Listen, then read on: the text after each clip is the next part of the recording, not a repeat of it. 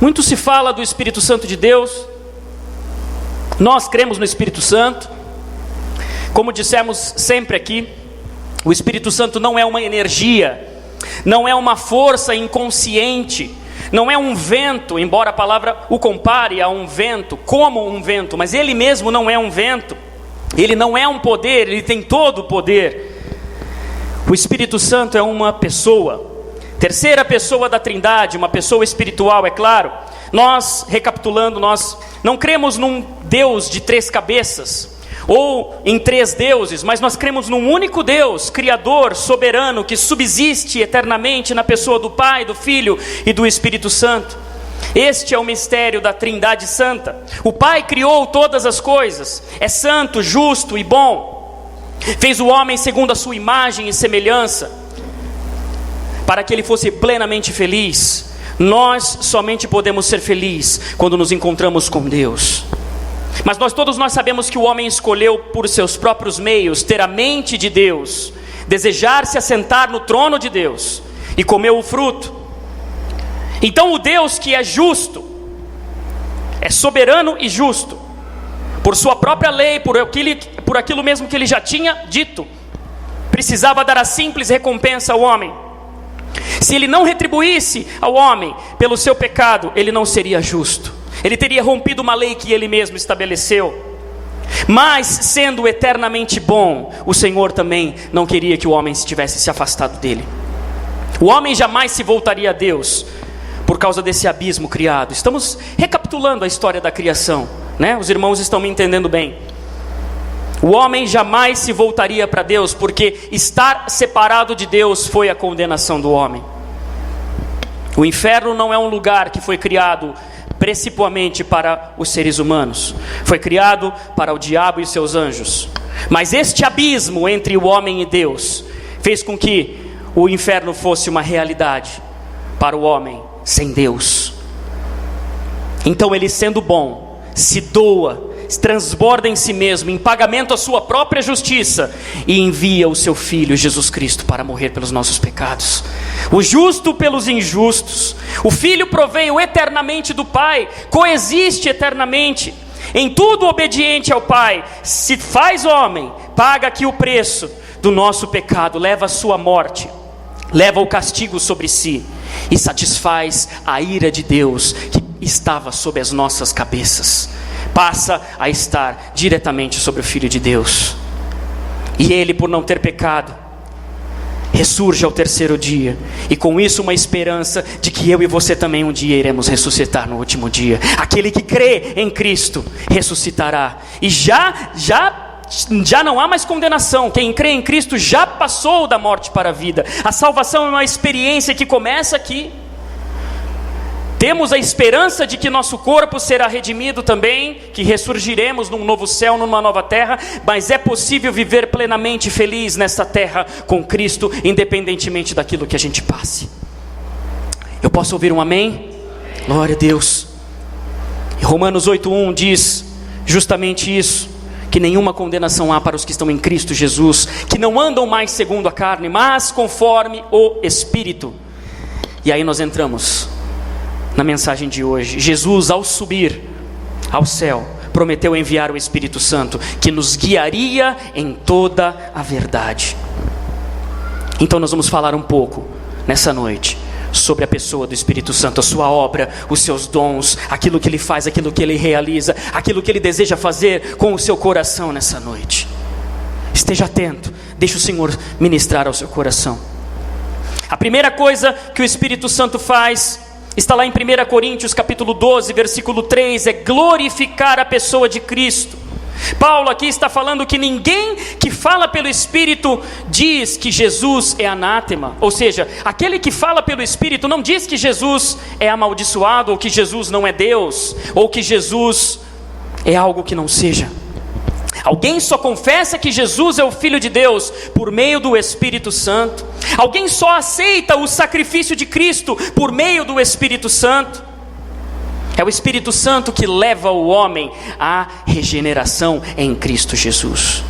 O Espírito Santo não é um fim em si mesmo. Ele foi enviado pelo próprio Cristo para substituir o Filho de Deus aqui nesta terra e guiar a sua igreja em toda a verdade. O Espírito Santo se manifesta na igreja, ou seja, nas pessoas salvas por Cristo, porque não cremos que igreja seja uma instituição, uma placa, um CNPJ, um prédio com ventiladores e cadeiras, um lugar onde a gente se sente bem, é claro, mas igreja não é isso. Igreja são pessoas salvas pelo Espírito Santo, por terem aceito a Cristo como seu Senhor e Salvador da sua vida. Amém? E diz a palavra que o Espírito se manifesta na igreja e esta mensagem se expande. Ela não fica estática, ela não fica parada. Diz a palavra do Senhor que as portas do inferno não prevalecerão contra a igreja do Senhor. Portas são sinais, são objetos da construção que servem para fechar, para impedir a passagem. Só que diz a palavra, né, que as portas do inferno não prevalecem contra a igreja do Senhor. O que isso significa? Significa que quando Cristo foi levantado e diz que atraiu todos para si, o inimigo começou a ter os seus dias contados. Significa que o inimigo, nós estamos no terreno do inimigo, avançando. O inimigo, Satanás, inimigo de nossas almas, não pode impedir o crescimento do evangelho verdadeiro de Cristo, porque as portas do inferno não podem prevalecer. Não significa aqui, as portas do inferno não tem uma conotação escatológica, de final, não propriamente isso que Paulo está falando. Então, e a palavra também de Deus diz que para isso se manifestou o Filho de Deus, para desfazer as obras do diabo. Éramos perdidos, estávamos sujos e lameados, mas um dia o Filho de Deus desceu da eternidade e entrou no nosso tempo, para que Ele nos tirasse do tempo e levasse para a eternidade. Aleluia. Então essa é a obra do Espírito Santo, glorifica a pessoa de Cristo. Outra coisa que o Espírito Santo faz, executa a obra da salvação, convencendo o homem. Diz a palavra de Deus que é o Espírito Santo que nos convence do pecado, da justiça e do juízo. Do pecado que nós temos naturalmente pela descendência de Adão. Continuamos vivendo nesse corpo que hoje tem prazo de validade. Continuamos tendo que lutar contra a nossa carne, porque a nossa carne deseja coisas que o Espírito não deseja. O Espírito de Deus deseja nos salvar, deseja que nós nos santifiquemos, mas a nossa carne não. A nossa carne deseja as paixões desse mundo. Então, o Espírito Santo nos convence do pecado e dos pecados. O pecado como transgressão à lei e aos caminhos do Senhor, mas também os nossos pecados particulares, daquilo que nós somos, na nossa essência maldosa, muitas vezes do nosso caráter deformado, dos pecados que nos afastam de Deus.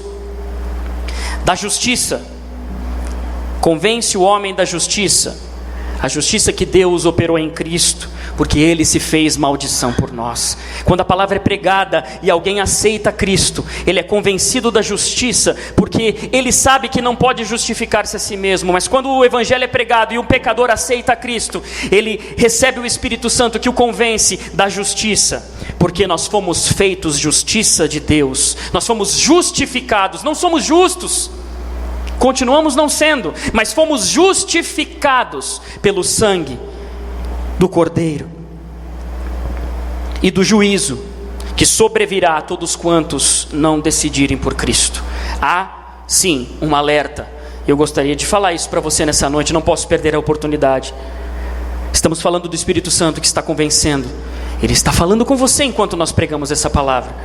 Aqueles que não se decidem por Cristo vão experimentar o juízo eterno. Então é algo que eu não quero te amedrontar de maneira nenhuma. É por amor que nós falamos isso, é por amor que nós pregamos essa palavra. Decida-se por Cristo enquanto ainda é tempo. Outra coisa que o Espírito Santo faz é habitar a vida do crente. Se Jesus está à direita de Deus, quem habita é nosso coração quando aceitamos o sacrifício de Cristo é o Espírito Santo. É claro que o Pai e o Filho são um, e é comum nós falamos, você tem Jesus no coração, eu tenho Deus no meu coração. Mas na verdade, a parte da Trindade que habita o seu coração é o Espírito Santo de Deus, porque Jesus está à direita de Deus Pai, Todo-Poderoso, sentado sobre um trono, e um dia voltará para nos buscar. Amém? Não percamos isso de vista. Outra coisa que o Espírito Santo faz é frutificar a vida do cristão. O Espírito Santo também nos convence a sermos menos de nós mesmos. Quanto mais de nós, menos nós formos, né? Até quanto mais menos, né? Tem até uma música da banda Resgate que diz isso. Eu quero ser mais menos. Um trocadilho interessante, porque eu quero muito ser menos de mim, para que o Espírito Santo me encha. E daí nós seremos mais amorosos, teremos mais paz, seremos mais benignos, fiéis. Outra coisa que o Espírito Santo faz é consolar. O Espírito Santo te consola nos momentos de tristeza. É Ele que faz você ter a consciência de que mesmo em meio às lutas e tribulações que você passa, você pode descansar o seu coração em Deus. Você pode descansar tranquilamente nos braços do Altíssimo, porque Ele te consola. Nenhum deserto dura para sempre. E esse consolo quem dá é o Espírito Santo. É uma paz que transcende todo o entendimento, excede. E é o Espírito Santo que vai fazer você perseverar até o fim. Amém, queridos? Louvado seja o nome do Senhor. Há uma presença de Deus nesse lugar. Não se distraia, não reflita sobre a sua vida, reflita sobre o que nós estamos falando. O Senhor está falando conosco. Outra coisa que o Espírito Santo faz é edificar a sua igreja, através de todos os dons que são disponíveis a nós. O Espírito Santo guia a igreja, edifica a igreja, mas a edifica sobre o fundamento firme que é a palavra de Deus. Então todos os dons que estão na palavra de Deus estão disponíveis para nós.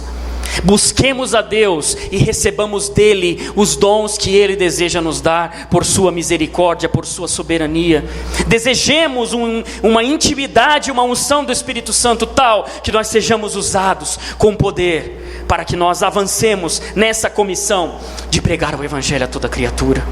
Amém? O Senhor deseja se revelar a nós, deseja edificar a igreja. Mais uma coisa que o Espírito Santo faz é nos tornar testemunhas de Cristo. E aí nós vamos para Atos 1:8, diz, né? Os discípulos, nossa, o Jesus ressuscitou, que maravilha. E é hoje então, é nesse tempo que o Senhor vai restaurar o governo de Israel, o reinado. E o Senhor Jesus fala, não vos compete saber tempos ou eras ou datas, mas recebereis poder ao descer sobre vós o Espírito Santo, e ser-me-eis testemunhas, tanto aqui na Judéia quanto nos confins da terra. Significa, queridos, que quando o Espírito Santo toma a vida de alguém, quando ele entra na vida de alguém, automaticamente você passa a ser testemunha de Cristo, porque você aceitando o sacrifício de Cristo, você recebe o Espírito Santo, e você automaticamente é comissionado para ser testemunha. Uma testemunha é aquela pessoa que num processo judicial serve para dizer o que viu, o que ouviu, o que ouviu, o que relatou, o que percebeu sobre fatos que vão atuar num determinado processo. Nós somos testemunhas de Cristo, daquilo que Ele fez por nós e daquilo que Ele pode fazer por essa humanidade caída. Não podemos nos contentar em sermos testemunhas aqui, porque não tem sentido. Aqui nós nos alimentamos, mas temos que ser testemunhas nos portões afora, queridos. Precisamos ser testemunhas de Cristo. Lá em Atos 2 nós vemos quando aquela casa se enche do Espírito Santo, que são derramadas as línguas, né? Outros profetizando. Eles falavam do poder de Deus e das grandes obras de Deus. E todos os que estavam lá eram galileus, né? Gente da praia, gente praiano, tranquilo, da pesca, muita gente sem estudo, e todos falavam as línguas dos povos visitantes. Então, um pescador falando um francês, um pescador sem estudo nenhum falando alemão, falando línguas dos árabes, gregos, egípcios, capadócios, asiáticos, para que eles entendessem a mensagem do Evangelho. Você veja, quando o Espírito Santo nos toma, há um propósito. O propósito é avançar a evangelização no mundo. O Senhor deseja se tornar conhecido e deseja usar a minha vida e a sua vida para isso. Precisamos desta unção, precisamos deste poder, e Ele está disponível, querido. Não há alguma coisa distante de nós, de maneira nenhuma. Está perto, perto está o Senhor daqueles que o invocam. Amém? Louvado seja Deus. Outra coisa que o Espírito Santo faz é ensinar todas as coisas a respeito da palavra de Deus. Jesus disse que subiria ao céu e enviaria o Consolador, que ensinaria todas as coisas a respeito dele, porque ele não tinha muito tempo de explicar tudo. Jesus mesmo falou: já o tempo está correndo, mas vai vir um Consolador que vai ensinar tudo e vocês lembrarão das minhas palavras. Então, querido, o Espírito Santo está agindo. Se você está entendendo essa mensagem, se o Espírito Santo está falando com você, saiba, tenha certeza de que o Espírito está ministrando ao seu coração. Outra coisa que ele faz é nos ensinar a obedecer a Deus, nos ensinar a orar. Nem nós sabemos como orar como convém, e ninguém obedece a Deus se não for por atuação do Espírito Santo.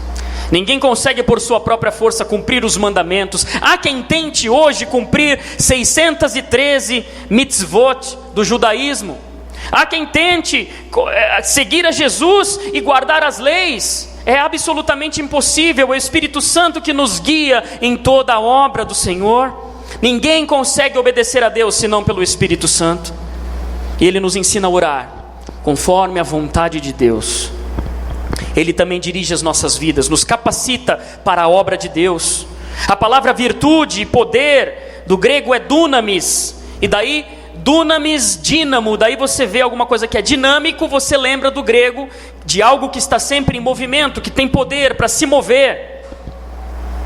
Isso significa a capacitação sobrenatural que o Espírito Santo dá àquele que se dispõe a fazer a sua obra. Jesus mesmo falou que no momento certo, Deus colocaria as palavras na nossa boca, então não precisaríamos nos preocupar com aquilo que falaremos quando pregamos o Evangelho. Eu já tive essa experiência de não saber absolutamente nada o que falar naquela situação, e fomos para a praça, e vamos para a praia, e vamos pregar o Evangelho. O Senhor coloca pessoas e coloca as palavras, e salva, e transforma, porque a obra não é nossa. Ele deseja nos usar, mas as palavras, o poder e a atuação é do Espírito Santo. A Ele toda a glória, todo louvor, em nome de Jesus. Ele também nos faz vencedores nas batalhas contra as trevas. No nosso processo de santificação, onde nós temos que lutar contra a nossa carne, o Espírito nos ajuda. Há sempre um escape em meio à tentação. Esse escape é Deus, pelo Espírito Santo, que nos coloca na nossa frente.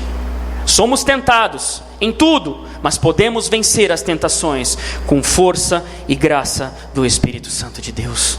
Amém? Louvado seja Deus. Afinal, então, já vimos o que o Espírito Santo é, o que ele faz. Mas afinal, quem tem o Espírito Santo? Ou como recebê-lo? Os nossos amigos católicos romanos entendem que a salvação pelo Espírito Santo é transmitida no batismo. Mas nós veementemente e respeitosamente discordamos, porque a palavra de Deus não diz isso. Em Romanos 10, 9, Lucas 12, 8, são textos claríssimos que nos dizem que o Espírito Santo passa a habitar aquele que recebe ao Senhor Jesus como seu Senhor e Salvador. Então nós entendemos que nessa hora é que o Espírito Santo passa a habitar o seu coração, mas antes ele te convence a abrir o seu coração. Então, o batismo nas águas para nós, de vertente protestante, significa algo simbólico do que já aconteceu antes no seu coração. Amém, queridos? Importante nós dizermos isso. Em suma, é o que os reformados e batistas chamam sobre batismo com o Espírito Santo. Temos algumas divergências dos irmãos pentecostais, embora eu me considero um reformado continuista, ou seja, eu acredito na atualidade de todos os dons. Mas em algumas divergências nós temos coisa pouca, né? O fundamento está lá em 1 Coríntios 12, 13. Vamos abrir 1 Coríntios 12, 13, ou então os irmãos apenas me acompanhem.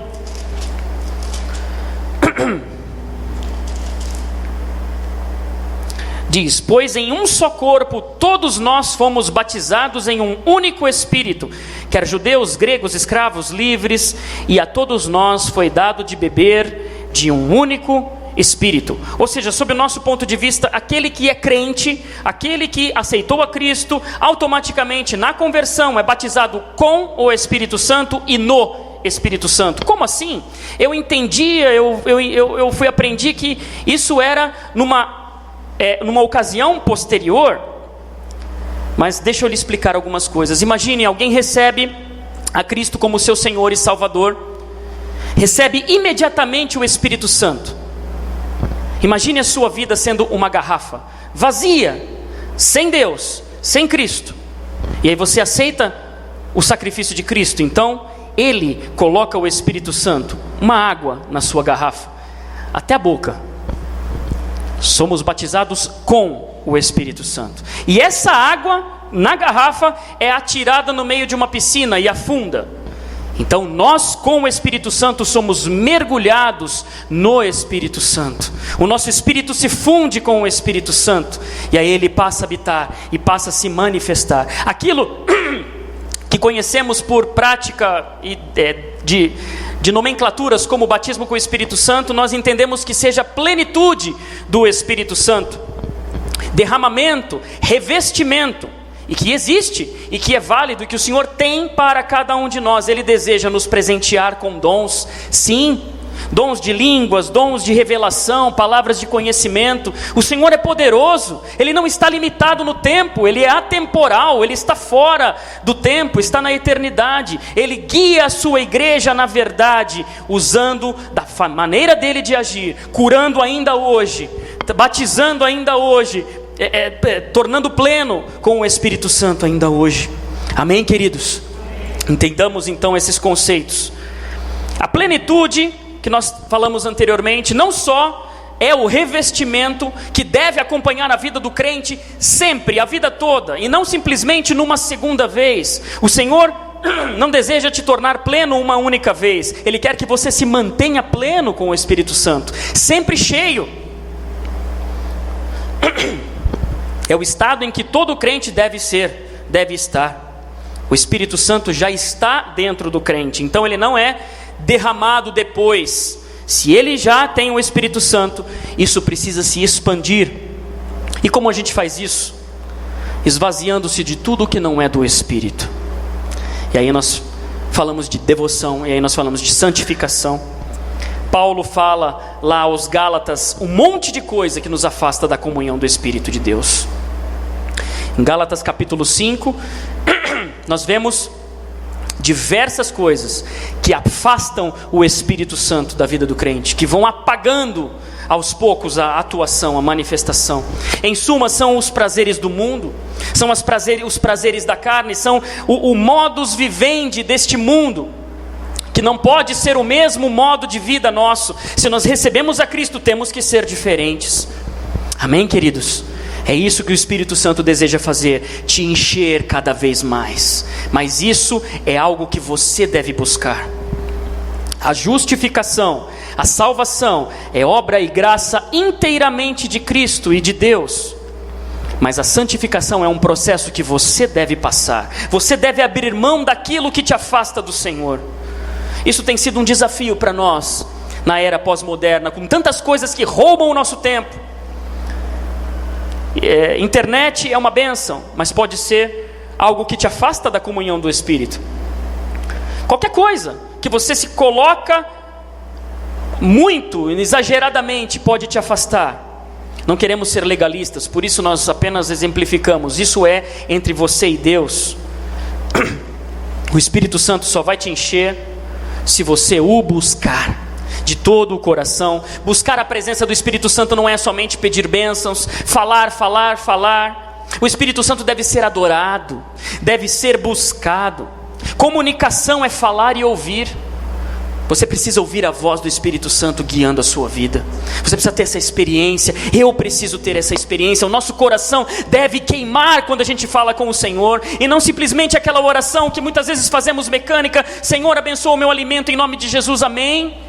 É claro que Deus ouve a oração, você está sendo grato, você está agradecendo a Deus, mas Deus quer muito mais do que domingos, Deus quer muito mais do que um momento na sua semana, queridos. O Senhor deseja cada dia mais ter um relacionamento de amizade profunda com você. E uma vida cheia do Espírito Santo vai revelar alguns frutos. O crente cheio do Espírito Santo transborda de amor. E amor aqui não é simplesmente um sentimento somente por outra pessoa, um sentimentalismo. Muitas vezes confundimos paixão com amor. O amor se compadece do necessitado. Se o amor se sente por um necessitado, mas não se ajuda esse necessitado, que amor que é esse? O amor é atitude. O amor do marido pela esposa, conforme nós já falamos aqui em alguns domingos atrás, é aquele que dá a vida por sua esposa. E dar a vida não é um sentido poético, de batalhar muito pelo alimento talvez.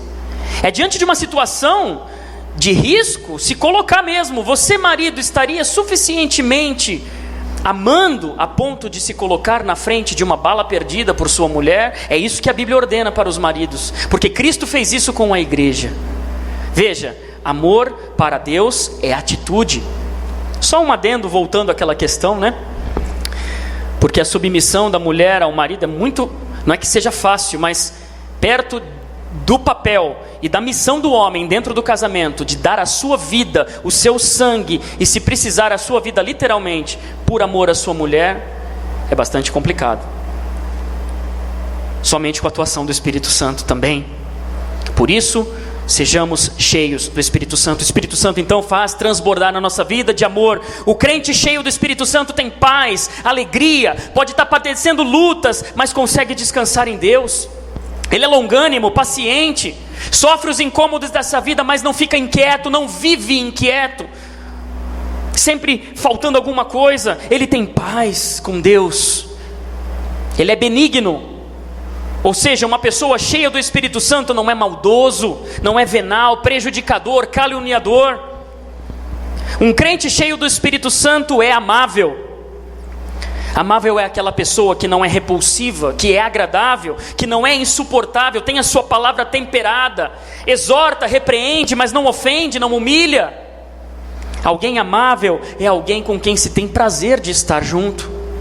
Um crente cheio do Espírito Santo é assim. As pessoas querem estar perto dele. Embora soframos lutas, o inimigo se levanta, mas o amor de Deus vai fazer com que isso atraia as pessoas. É fiel. Um crente cheio do Espírito Santo é fiel. Fidelidade no latim significa ser digno de fé, digno de confiança. Então o crente cheio do Espírito Santo não engana, não trai, não trapassa. Os seus negócios são limpos, mesmo que lhe sobrevenha algum prejuízo. O Espírito Santo frutifica em nossa vida esses frutos. É manso.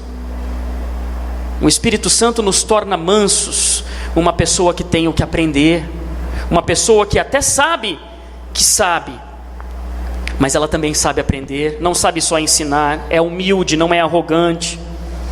Um crente cheio do Espírito Santo também tem domínio próprio, autocontrole, sentimentos, emoções, não é dominado por nenhuma delas. Ter domínio próprio é, por exemplo, não quebrar tudo à sua frente quando você se sente irado. Ou também não é ficar dias deitado na cama por causa de tristeza, é ter o controle sobre as suas emoções. Um crente cheio do Espírito Santo é controlado pelo Espírito e de maneira nenhuma é deixado sem autocontrole. Amém? E nesse processo, além dos frutos, ele também repartirá entre nós os seus dons. Que maravilha! Lá em 1 Coríntios capítulo 12, versículos 27 até o 31, e o capítulo 12 todo fala sobre dons, né? Para o aperfeiçoamento da obra de Deus, da sua igreja.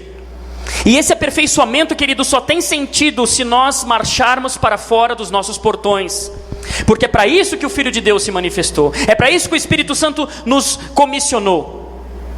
E Paulo ensina aqueles irmãos a terem uma motivação correta. Por isso que ele fala, Paulo diz assim para aqueles coríntios: busquem com zelo os melhores dons. O exercício deles torna alguns com um sentimento de superpoder. Pelas instruções de Paulo àqueles coríntios, percebemos que muitos eram assim. Então Paulo diz para eles: olha, busquem os melhores dons, os que sejam mais úteis ao crescimento e à edificação de todos, para que o serviço seja útil, e não se sintam superpoderosos, não se sintam inatingíveis. Essa é a mensagem de Paulo para aqueles irmãos. E para nós finalizarmos, eu gostaria de perguntar para você nessa noite: será que você pode dizer que você tem o Espírito Santo habitando em você? Você já entregou a sua vida para Jesus Cristo? Será que tudo isso que nós falamos aqui é uma realidade na sua vida? Se você ainda não fez isso, querido, hoje é a noite apropriada. Ele te chama hoje. Amanhã pode ser muito tarde. Entregue sua vida a Cristo, se arrependa dos seus pecados, seja livre e receba o Espírito Santo. Em nome de Jesus, vamos orar. Feche seus olhos.